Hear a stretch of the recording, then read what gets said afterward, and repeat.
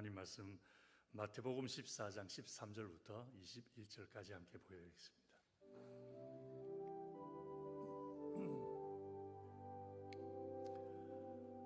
같이 찬찬히 읽어보도록 합니다. 시작. 예수께서 들으시고 배를 타고 떠나사 따로 빈 들에 가시니 무리가 듣고 여러 거울로부터 걸어서 쫓아간지라. 예수께서 나오사 큰 무리를 보시고 불쌍히 여기사 그 중에 있는 병인을 고쳐주시니라. 저녁이 되매 제자들이 나와 가로되 이곳은 빈 들이요 때도 이미 저물었으니 무리를 보내어 마을로 들어가 먹을 것을 사 먹게 하소서. 예수께서 가라사대 갈 것 없다. 너희가 먹을 것을 주어라. 제자들이 가로되 여기 우리에게 있는 것은 떡 5개와 물고기 2마리 뿐이니이다. 가라사대 그것을 내게 가져오라 하시고 무리를 명하여 잔디 위에 앉히시고 떡 5개와 물고기 2마리를 가지사 하늘을 우러러 축사하시고 떡을 떼어 제자들에게 주시매 제자들이 무리에게 주니 다 배불리 먹고 남은 조각을 12바구니에 차게 거두었으며 먹은 사람은 여자와 아이 외에 5,000명이나 되었더라. 아멘. 기도하겠습니다. 아버지 고맙습니다. 오늘도 주님을 찬양할 수 있어 감사하고 주의 이름을 불러 예배할 수 있어 감사를 드리며 살아계신 하나님을 아버지로 여기고 주님의 자녀된 백성으로서 주의 은혜와 복을 누리게 하심을 감사를 드립니다. 오늘도 주님 앞에 나와 예배하는 한 분 한 분을 아버지께서 이미 택하시고 축복하시며 통하여 아버지의 역사를 이루게 하시기로 결정하시고 부른 줄 믿사오니 오늘도 주님의 뜻이 아름답게 이루어지는 삶이 되도록 주님만 잘 따라가게 도와주시옵소서. 오늘도 주님께서 베푸시는 은혜를 사모하며 육신의 질병 가운데 아버지의 이름을 부릅니다. 머리부터 발끝까지 깨끗하게 낫게 하여 주옵시고 모든 질병들 나사렛 예수 이름으로 속히 떠나가게 하여 주시옵소서. 삶의 여러 가지 많은 어려움과 문제들 속에서 낙심되고 실망되며 염려하고 두려워하는 마음들을 주님 십자가 밑에 내려놓습니다. 우리 힘으로 어찌할 수 없는 많은 여러 가지 인생의 문제들을 주께 맡기겠사오니 아버지께서 돌보아 주신다고 약속하신 대로 모든 어려움 속에서 합력하여 복이 되게 하시는 아버지 하나님의 영광을 속히 보게 하여 주옵시고 우리의 어려움 속에서 역사하시는 주님의 능력을 보여주심으로 살아계신 하나님이 증거되게 하여 주시옵소서.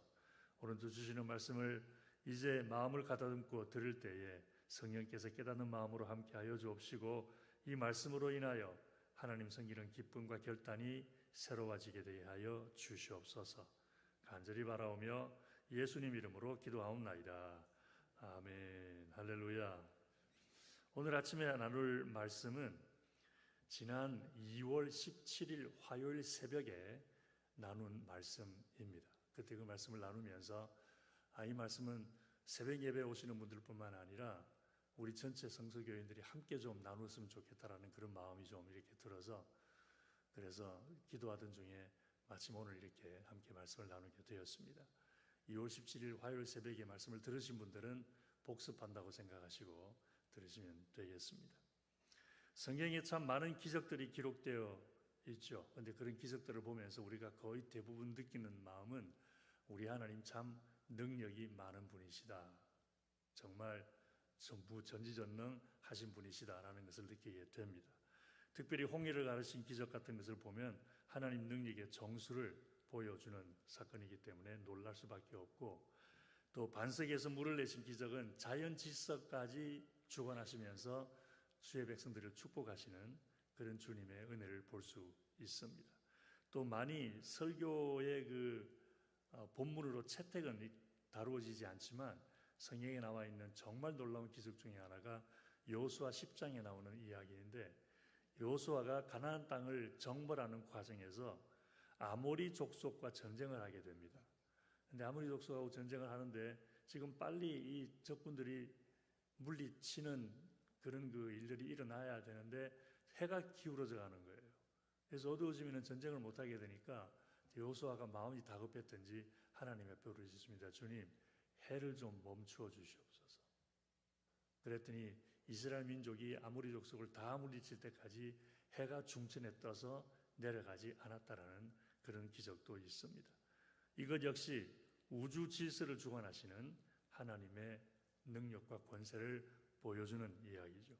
그 외에도 예수님이 모든 병을 고치신 것, 귀신 쫓아내신 것, 죽은 자 살리고 풍랑 잠잠하게 하신 이런 모든 사건들을 보면서 하나님의 능력이 무한하신 분이시다라는 것을 우리가 느끼게 됩니다. 오늘 본문 읽은 오병이의 기적도 마찬가지죠. 손바닥만한 팬케이크 5개, 뭐 떡이라 그랬지만은 떡이 아니라 그냥 전 같은 건데 그 5개, 그 사람들이 주식으로 먹던 거였으니까 생선 2마리, 어린아이의 도시락밖에 되지 않는 것을 가지고 여자와 아이 외에 5,000명이니까 대충 잡아서 한 10,000명 정도 생각을 하는 거죠. 그랬으니 놀라운 주님의 능력을 볼 수 있는 기적인 것은 분명합니다. 그런데 이 오병이어의 기적에는 다른 기적들과는 조금 다른 것이 한 가지가 있습니다. 오병이어의 기적은 하나님의 능력만 보여주는 기적이 아니라 하나님은 우리의 필요를 앞서 준비하시는 분이라는 것을 보여줍니다. 할렐루야. 앞서 준비하시는 것. 함께 살펴보십시다. 우선 오늘 보면 13절을 보면은 예수께서 들으시고라는 말로 시작을 하는데, 지난주에도 제가 세례 요한에 대한 이야기를 말씀드렸습니다만은 이 세례 요한이라고 하는 사람과 관련이 되어 있는 말입니다. 들으시고라는 게 뭘 들으셨다는 건지 이야기를 해야 되는데, 이제 그것이 세례 요한과 관련이 있는 이야기죠. 지난주에 말씀드린 것처럼 세례 요한은 예수님보다 몇 개월 먼저 태어났다고요? 6개월 먼저 태어납니다. 광야에서 살고 털옷을 입고 가죽띠를 띠고 석청과 메뚜기를 먹고 누가 봐도 광야에 좀 특별한 사람이라고 느껴질 만한 그런 삶을 살았었죠. 그러면서 사람들에게 회개하라고 외치고 요단강에서 세례를 베풀고 예수님도 세례 요한에게 가서 세례를 받으시고, 그러면서 이 세례 요한이 하나님이 너희들에게 보내주겠다고 약속한 엘리야다라는 말씀까지 했으니까 이 세례 요한은 하나님의 선지자였고 하나님의 사람이었던 것은 분명했던 거죠. 그런데 그 당시 유대 땅을 다스리던 헤롯 왕이 세례 요한을 옥에 가두고 그리고 죽입니다. 그런데 마침 그때에 이렇게 헤롯 왕이 세례 요한을 죽였을 그때에 예수님이 많은 기적을 행하신다라고 하는 소문이 많이 퍼지기 시작을 한 때였습니다. 헤롯 왕이 그 소리를 듣는 거예요.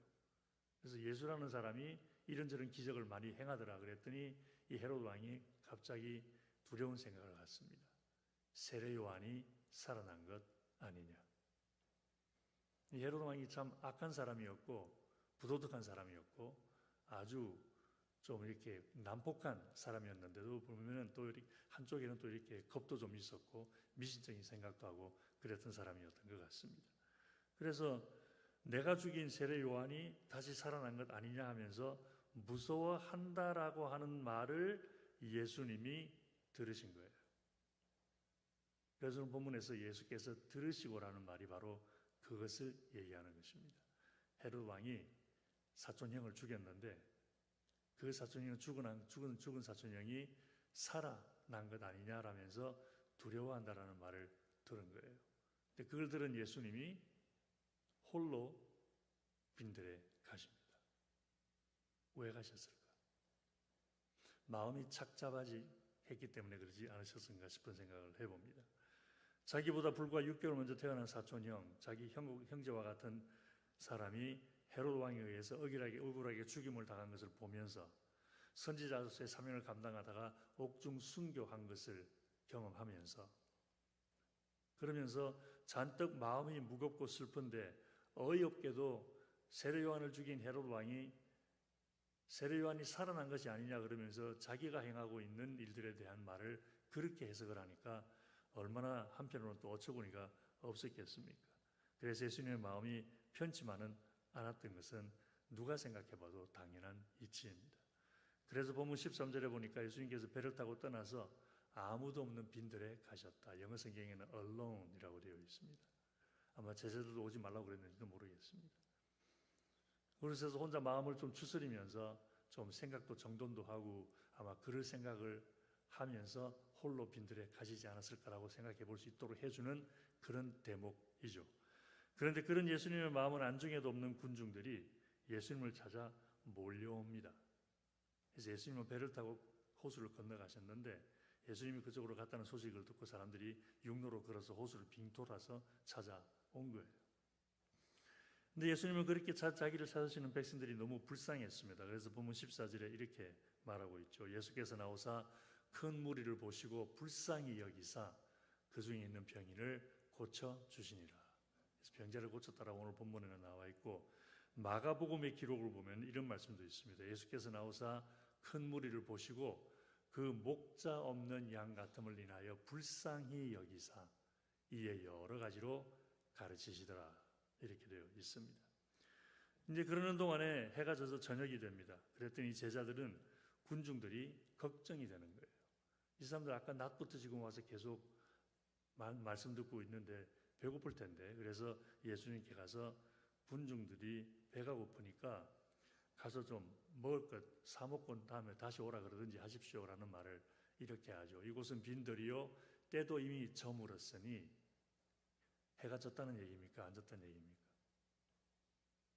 해가 저물어 가고 있다는 얘기겠죠. 어둠이 지금 끼치기 시작한다는 거예요. 그러니까 무리를 보내어 마을에 들어가서 먹을 것을 사 먹게 하소서. 그때도 식당들이 있었나 보죠. 옛날에도. 사 먹게 하소서. 걱정을 하는 거죠. 군중들이 걱정을 한 겁니다. 그런데 예수님은 제자들에게 뭐라 그러십니까? 너희들이 주어라.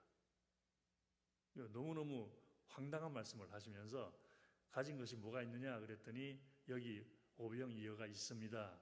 가지고 오라 그래서 이것으로 많은 기적을 베푸시고 남은 것 12바구니를 거두었다라고 기록을 하고 있습니다. 근데 이렇게 이제 이 오병이어의 이야기를 읽다가 보면은 한 가지 많은 경우에 놓치는 것이 있습니다. 예수님이 지나가시듯이 말씀을 하셨기 때문에 별로 그렇게 제자들도 심각하게 생각하지 않고 그냥 이렇게 한 귀로 듣고 한 귀로 흘려버린 그런 것이 있는데, 예수님이 군중들이 예수님께 몰려올 때에 군중들이 막 오는 것을 보면서 빌립에게 무심한 듯 툭 한마디 던진 말씀입니다. 요한복음에 기록이 되어 있습니다. 이런 말씀하십니다. 예수께서 눈을 들어 큰 무리가 자기에게로 오는 것을 보시고 빌립에게 이르시되 우리가 어디서 떡을 싸서 이 사람들로 먹게 하겠느냐 하시니, 이렇게 말씀하시면 친히 어떻게 하실 것을 아시고 빌립을 시험코자 하십니다. 여기서 친히 어떻게 할 것을 아시고라는 말씀이 굉장히 중요합니다. 좀 이따가 보십시다. 그래서 이 부분을 보면 군중들이 저녁 식사를 한 그 사건을 가운데 놓고 일어난 일들을 살펴보면 복음서들의 기록이 서로 안 맞는 것 같아요. 마태하고 마가하고 누가복음에 보면은 백성들의 배고픔에 대해서 제자들이 먼저 예수님께 말을 한 것처럼 기록을 하고 있습니다.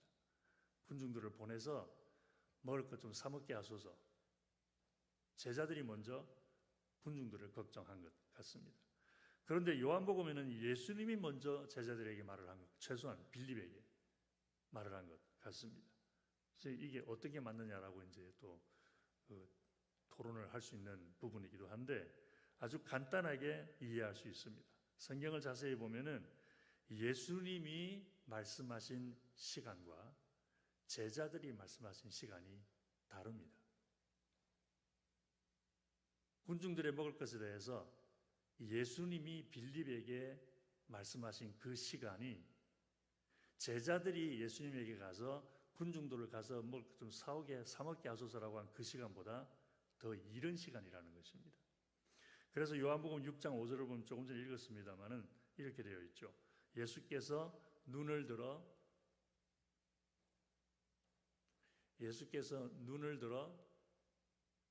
큰 무리가 자기에게로 오는 것을 보시고, 언제예요? 군중들이 예수님에게 막 오고 있을 때 얘기를 했다라는 거죠. 그러니까 예수님이 빌립에게 어디서 떡을 사서 이 많은 무리를 먹일 수 있겠느냐라고 물으신 것은 최소한 오후 시간이었어요. 점심시간 이전일 수도 있습니다. 군중들이 예수님께 막 몰려오기 시작할 때 그 군중들을 보면서 예수님이 빌립에게 어떻게 할 것을 아시고 이미 마음으로 생각하셨다는 거죠. 물어본 거예요. 빌립을 시험해 보려고 그랬다 그럽니다. 그리고 제자들이 예수님께 백성들을 보내서 먹을 것을 좀 사 먹도록 하라고 말한 것은 예수님이 군중들에게 한참 말씀을 하신 다음에 병자들을 많이 고치시고 난 다음에였습니다. 그래서 마태복음, 마가복음, 누가복음에 보면 제자들이 예수님께 백성을 마을로 보내라고 한 때는 날이 저물었을 때라고 말하고 있습니다. 시간이 다른 거죠. 근데 이게 굉장히 중요합니다. 그래서 복음서의 내용이 서로 다른 것이 아니라 이제 좀 차이가, 이거 말씀하신 시간의 차이가 있는 건데 바로 여기에 오늘 우리에게 주시는 주님의 말씀이 있습니다. 예수님은 군중들이 아직도 자기 자신들의 필요를 느끼지도 못하고 있을 때 그들의 필요를 채울 생각을 하셨다라는 것입니다. 할렐루야.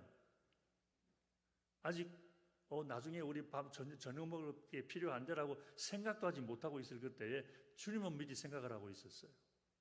마치 어린아이들이 아침 먹고 나면 저녁 먹을 생각해요, 안 해요? 어린아이들이 아침 먹고 나면 가서 놀 생각하지 저녁 생각 안 해요.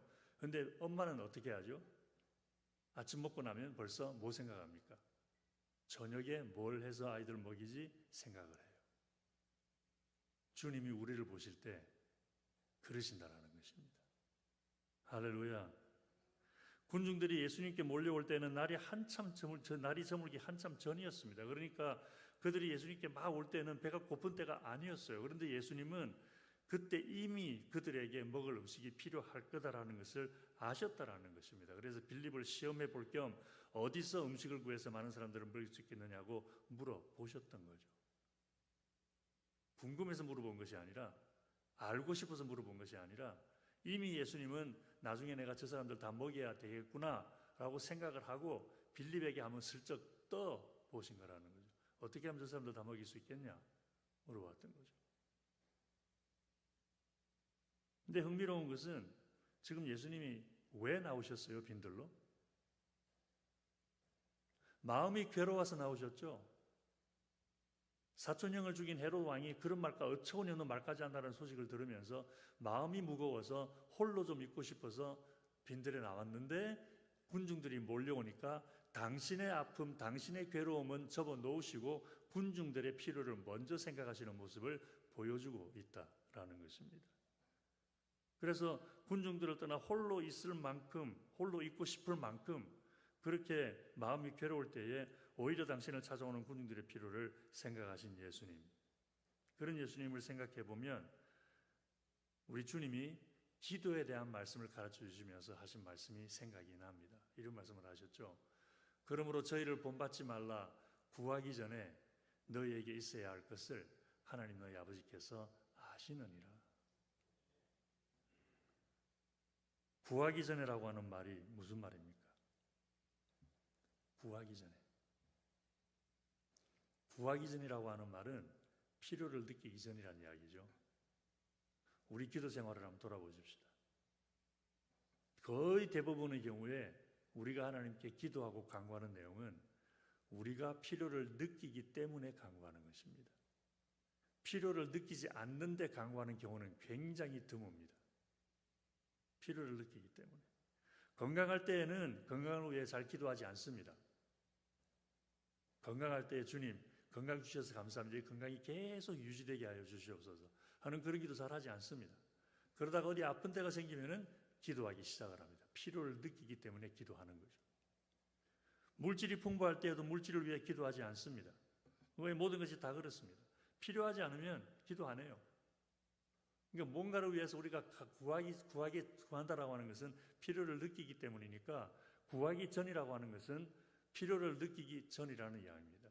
우리가 우리 집의 필요가 무엇인지를 느끼지도 못하고 깨닫지도 못하고 그게 필요할 것이라고 상상도 하지 못하고 있을 때에 하나님은 우리의 필요를 다 알고 미리 챙겨 주신다는 것입니다. 그래서 하나님은 우리도 모르고 있는 필요를 우리보다 먼저 챙기십니다. 지금 이 순간도 주님은 앞으로 우리가 무엇인가 필요한 것을 아시고 챙기고 계십니다. 다만 우리가 그게 왜 필요한지 모르는 게 문제지 우리 주님은 다 알고 계신다라는 거죠. 생각해 보면 하나님은 항상 그렇게 역사하십니다. 그걸 잘 보여주는 이야기가 성경에 너무 많은데 그 중에 예수의 십자가가 가장 말해주고 있죠. 아담과 하와가 죄를 짓고 에덴 동산에서 쫓겨날 때에 그들은 예수님이 필요하다고 느꼈을까요? 못 느꼈을까요? 가인이 아벨을 죽일 때에 내가 예수님이 필요하다고 느꼈을까요? 못 느꼈을까요? 이스라엘 민족이 하나님 앞에 엄청난 죄를 짓고 있을 때에 우리에게 구원자가 필요하다는 것을 느꼈을까요? 못 느꼈을까요? 전혀 못 느꼈어요. 그런데 주님은 가죽옷을 만들어 입히시면서 예수님의 예표를 보여주십니다. 이스라엘 백성들이 하나님을 떠나 우상을 섬길 때에 저들의 죄를 대신해서 짊어질 구원자가 필요하다는 것을 미리 아시고 이사야를 통하여 예수님을 예언을 해 주셨습니다. 그런데 그런 하나님의 역사는 우리의 필요를 우리보다 먼저 챙기시는 것으로 끝나지 않습니다. 하나님께서 우리의 필요를 채우시는 방법 역시 우리의 상상을 초월합니다. 하나님께서 당신의 독생자 예수 그리스도를 보내셔서 우리 죄의 값을 대신 치르도록 하실 것이라고 누가 상상이나 했겠습니까? 아니, 다른 방법은 몰라도 당신의 아들은 안 돼 그랬을 것 아니에요.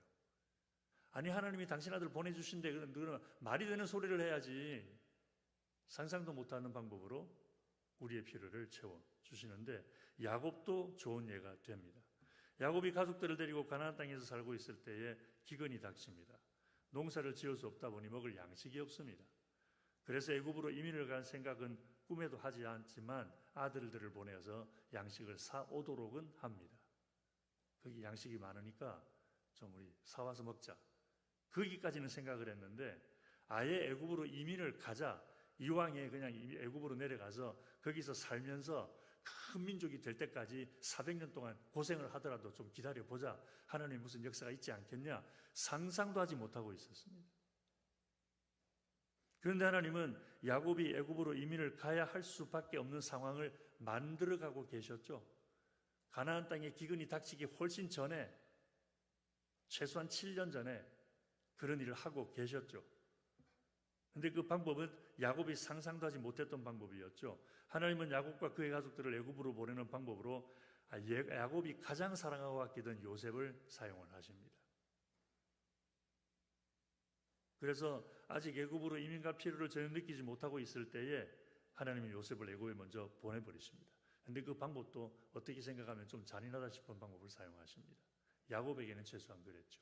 형들의 거짓말에 의해서 야곱은 요셉이 들짐승에게 뜯겨 죽은 줄 알고 있었으니까. 전혀 상상하지 못했던, 나에게 일어나서는 안 되는 일이라고 생각했던 일. 이런 고난, 이런 고통, 이런 아픔, 이런 어려움은 필요 없는 일들인데 주님이 왜 내게 이런 고통을 허락하시나라고 생각하셨던 그 사건이 오히려 야곱의 미래의 필요를 채우기 위해 준비하시던 하나님의 역사였다라는 것입니다. 요셉도 모르고 있었죠. 본인도 몰랐습니다. 그러다가 시간이 되었을 때에 하나님께서 모든 것을 밝히십니다. 그랬더니 야곱도 그렇고 요셉도 그렇고 하나님은 자기들이 아직도 필요를 느끼지 못하고 있을 때에 그 필요를 채우기 위해 역사하신다는 것을 깨닫게 됩니다. 그래서 그 당시에는 필요 없는 고난이라고 생각했던 일이 사실은 야곱의 미래의 필요를 준비하시는 하나님의 은혜였던 거죠. 할렐루야. 이런 걸 생각해 볼 때 하나님의 역사에 대한 두 가지를 볼 수가 있습니다. 첫째, 하나님은 우리가 모르고 있는 미래의 필요를 앞서 준비하십니다. 지금 이 순간도 무언가를 준비를 하고 계십니다.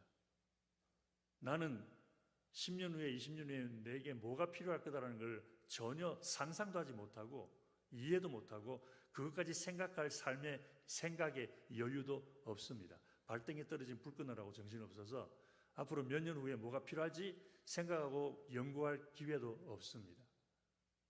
그런데 주님은 지금 내가 앞으로 5년 후에 필요할 것을 위해서 10년 후에 필요할 것을 위해서 준비하고 계십니다.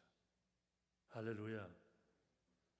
그리고 우리의 필요를 채우시는 하나님의 방법은 때때로는 불필요한 것처럼 보일 수도 있습니다. 아직 그 필요를 느끼지 못하고 있으니까 당연히 필요 없다라고 생각을 하는 거죠. 아침에 집을 나서는데 아내가 우산 가져가라고 합니다. 아니 햇빛 쨍쨍하고 날씨 좋은데 우산을 왜 가져가? 필요를 느끼지를 못합니다. 그런데 아내는 일기예보를 봤어요. 오늘 오후에 비 온대. 그 소리 딱 듣는 순간 조금 전까지 필요 없다고 생각했던 우산을 내가 먼저 챙깁니다. 하나님의 역사가 그렇습니다. 때때로 하나님이 하시는 말씀, 하나님이 하시는 일이 이해가 되지 않을 때가 있습니다. 귀찮게 여겨질 때가 있습니다. 아니 내가 왜 이런 경험을 해야 돼? 내가 이걸 왜 해야 돼? 그러면서 전혀 불필요 없는 것이라고 치부해 버릴 수도 있습니다. 우리가 겪는 어려움이 전혀 필요 없는 고난이라고 생각하는 경우가 있어서 마음이 괴로울 때도 있습니다. 그렇지만 하나님이 이해할 수 없는 일을 겪도록 하시는 것은 어쩌면 아직은 내가 느끼지 못하고 있는 나의 미래의 필요를 채우시는 하나님의 준비 과정일 수도 있다라는 것입니다. 그러므로 힘들고 어려울 때에 하나님은 우리의 필요를 우리보다 먼저 챙기신다는 것을 믿고 신뢰하십시다. 오늘 전혀 필요 없다고 느껴지고 생각되는 일이 오히려 내일 필요한 나의 필요를 채우시는 하나님의 역사의 방법일 수도 있음을 기억하면서 믿음으로 인내하는 동안 우리보다 앞서 나의 필요를 준비하시는 주님의 은혜를 체험하는 분들 되기를 주의 이름으로 축원합니다. 기도하겠습니다. 고마우신 아버지 하나님, 알 수 없는 주님의 역사 속에서 우리의 하루하루가 이루어지고 있음을 감사를 드립니다. 우리는 우리의 무지함으로 인하여 정작 나에게 필요한 것이 무엇인지 알지 못해 때로는 미련한 대로 행하다가 후회를 거듭하기도 하지만 하나님께서는 우리의 필요를 미리 아시고 앞서 준비하시는 분이심을 들려주시니 감사를 드립니다. 지금 이 순간도 나의 미래의 필요를 채우시기 위해 역사하시는 주님의 손길을 믿음으로 고백하며 감사드리오니 믿고 신뢰할 수 있도록 인도하여 주옵시고 심지어 필요 없다고 여겨지는 일들조차도 하나님의 역사의 과정임을 믿음으로 고백하게 하여 주셔서 우리 앞서 우리의 필요를 언제나 먼저 준비하시는 하나님의 축복을 누리게 하여 주시옵소서. 간절히 바라오며 예수님 이름으로 기도하옵나이다. 아멘.